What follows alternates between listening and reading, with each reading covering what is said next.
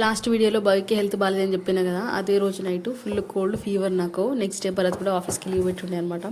ఆకలిస్తుందంటే tiffin చేసిండు, ఇడ్లీ రవ్వతో ఉప్మా వేసి పెట్టిండు. నేను కొంచెం అటు ఇటు తినగానే బావికి అయితే నోట్లో కూడా పెట్టలే అసలు. ఆఫ్టర్నూన్ లంచ్కి ఏమో బీరకాయ పప్పు చేసిండు. అసలు ఆ పప్పు ఎక్కడ ఉందో ఎత్తుకోవాల్సిన స్థితికి తెచ్చిండు. ఇక రైస్ పెట్టేసిండు, రైస్ అయితే మెత్తగా వండిండు. దెబ్బకి నిద్ర కూడా పట్టలేదు నాకు పడుకుందామంటే. భయం వేసి దెబ్బకి లేచిగా పనులు అయితే చేసుకుని స్టార్ట్ చేసిన. ఒక్కరోజు పొద్దున్న లేవనందుకు ఇల్లంతా అంగడంగడైంది. మా ఆయన ఒక్క పూట కిచెన్లో అనుకో, జీవితంలో మళ్ళీ మన కిచెన్లో పోనీయద్దు, అట్లా చేస్తాడు. ఎట్లా ఓపిక తెచ్చుకొని బాల్కనీ మొత్తం క్లీన్ చేసుకున్నా, ఇల్లు మొత్తం ఊడ్చి తూడ్చేసుకున్నా, బావికి స్నానం చేయించి నేను ఫ్రెష్. ఒకప్పుడు నాకు భరతే వంట నేర్పించుండే. భరత్ వాళ్ళది హోటల్, బాగా కొంచెం ఎక్స్పీరియన్స్ అయినకు కుకింగ్లో. అట్లాంటిది ఇవాళ వంట చేసేసరికి కావాల్సుకొని చేసిండు. ఆ మైండ్ ఎక్కడ పెట్టుకొని చేసుకుంటా అసలు అర్థం కాలేదు.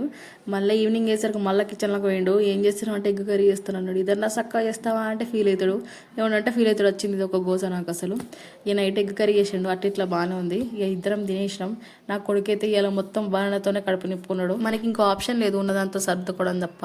అటు ఇటు అదే కొంచెం